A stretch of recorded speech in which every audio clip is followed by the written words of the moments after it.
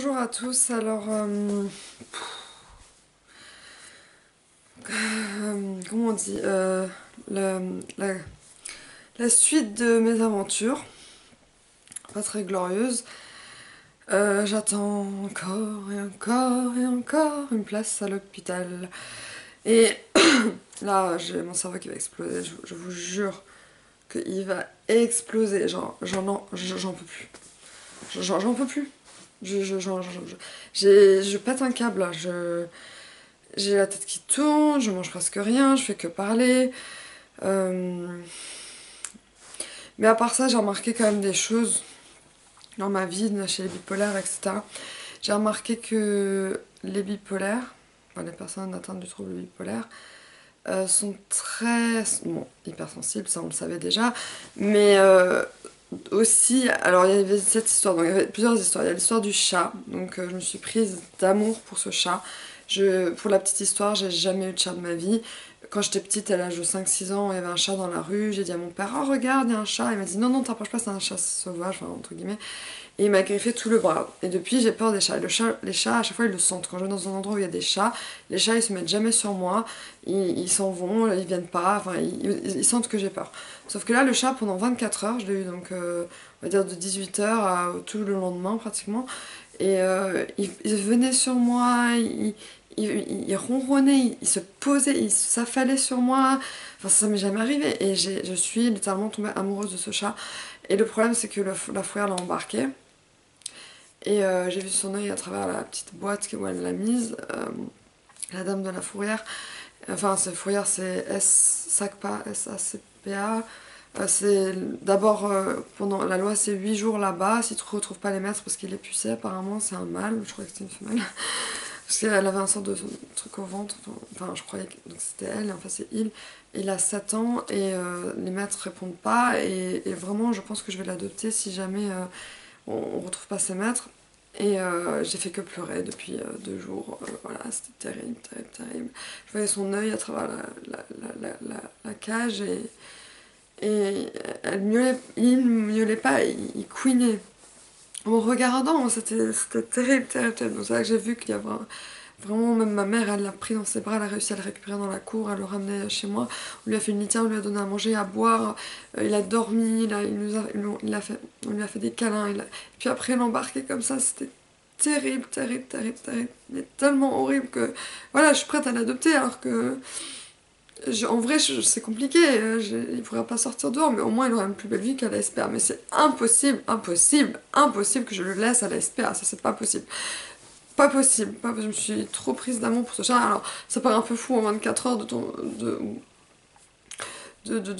mais moi je m'attache très vite aux gens, aux chats, enfin aux animaux, à tout le monde en fait, aux amis ou quoi. Et après, les hommes, je peux m'en détacher très vite par exemple, mais quand c'est un animal, je m'attache beaucoup, beaucoup. Et voilà. Donc, comme j'ai perdu mon chien récemment, je m'en suis toujours pas remise en fait. Et là, de voir ce chat en nez comme ça, c'était terrible. Donc du coup, il y a ça. Et aussi, j'ai remarqué, ma mère et moi, on a plus ou moins fait un tri des gens nocifs dans notre vie. Donc il n'y a plus de gens nocifs. Donc il reste plus grand monde. Et on a rencontré hier soir une bipolaire à travers un groupe d'amis, enfin qu'on venait de rencontrer via d'autres amis, bref. Et du coup, elle est bipolaire aussi, et je ne dirais pas son nom pour pas diffamer. Et donc, du coup, c'est incroyable, et on a vraiment accroché parce qu'elle a dit le mot, on a des cœurs d'artichaut, et c'est vrai, les bipolaires, on a un cœur d'artichaut, et on est très hypersensible. Pas sensible, hypersensible. Et ma mère, moi, on est vraiment aussi très, très, très, très, très hypersensible, encore plus que la moyenne, je dirais. Parce que personne n'a rien fait pour ce chat, on était là tout de suite à l'accueillir chez moi et enfin voilà, il était apeuré, il avait rien mangé de la journée, personne n'a rien fait bien sûr. Donc du coup, pour résumer, je dirais que cette hypersensibilité, ok d'accord, parfois ça peut être dur. Peur de l'abandon, peur du rejet, peur des critiques qui nous font mal. Mais en tout cas, ce qui est sûr, c'est que on aide les autres. Alors je vais dire un truc un peu loufoque, ça va vous paraître un peu fou, mais en fait on m'a beaucoup remercié, on m'a dit que j'ai... Enfin on m'a remercié parce que j'ai aidé des gens, etc. à travers YouTube ou mon livre, ou je sais pas, j'ai aidé des gens. Donc quand je dis aider, ça veut dire ils peuvent le dire aux gens, je suis bipolaire, l'assumer, ou alors juste de se sentir moins seule, etc., etc., etc. Alors je dis à ma mère, hier, comme c'était la nuit des cathédrales, hier soir on était à la cathédrale, et je dis, mais maman, en fait, je suis née le 25 décembre, et je vous jure, hein, je suis née le 25 décembre, comme j'ai vu, même si je suis pas du tout croyante, ni rien du tout. Je suis un peu spirituelle, mais je crois un peu, je sais pas, la magie de la nature, etc. Voilà. Mais pas en Dieu ni Jésus, mais par contre, c'est complètement dingue ce que je veux dire. Je suis née le 25 décembre, et j'aide des gens qui me fait beaucoup de bien. Parce que moi je suis pas là pour la gloire ni l'argent, je m'en fiche. En plus, si vous saviez combien je gagne pour mon livre, je m'en fiche vraiment. Je gagne rien, bref, ouais, presque rien. Mais ouais, donc je m'en fiche, et puis à la base j'avais pas écrit de livre pour ça. Mais le fait d'aider les gens, j'ai l'impression, alors moi c'est une sorte d'image, hein. Et en plus je suis une femme, donc c'est un peu plus moderne. J'ai l'impression d'être une sorte de Jésus réincarné en femme. Je sais pas, c'est bizarre.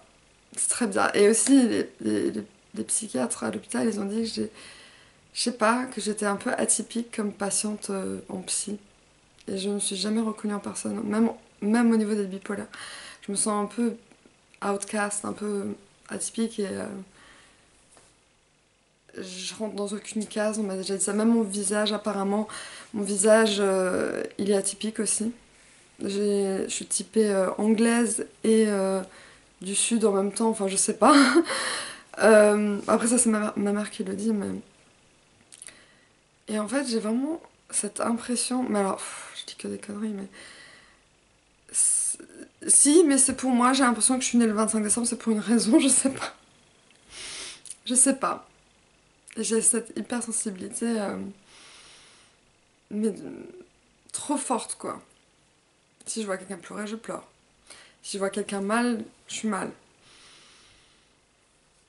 Enfin bref. Donc, voilà. Jésus réincarné en femme. N'importe quoi. Donc voilà, bon, c'est une image, voilà. Mais, je sais pas. En plus, j'ai pas rencontré, même jamais rencontré quelqu'un né le 25 décembre. Je sais qu'il y en a, bien sûr, mais j'en connais pas. Et je connais pas grand monde de yeux verts. Bon, alors on m'a dit non, t'as pas les yeux verts, moi j'ai les yeux verts, bref, ça c'est un détail. Allergique aux cacahuètes. Enfin, tout est atypique chez moi. Je sais pas. Donc voilà. Mais en tout cas, là, ma tête avait explosé, hein. Si je vais pas à l'hôpital, là, je n'en peux plus. Je pète un câble, j'en peux plus. Donc voilà, bon, pour la vidéo, donc sur le côté hypersensible de la maladie, du trouble bipolaire, voilà. Si vous aussi vous sentez plus qu'hypersensible, on va dire sensible à tout, aux animaux, aux gens, enfin c'est-à-dire les gens qui sont dans la misère ou des choses comme ça. Parce que moi je donne beaucoup aux SDF, et enfin quand je peux, enfin quand je donne beaucoup, je donne pas beaucoup, je donne soit des cigarettes, soit des pièces ou quoi, parce que ça me fait trop peine. Surtout, alors quand il y a un chien, alors là forcément je m'arrête, je donne.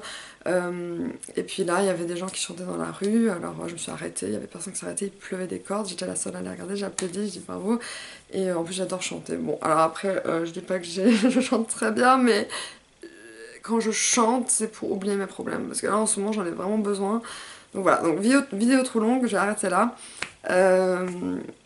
Voilà, donc gros bisous, bye bye, et prenez soin de vous, bye bye.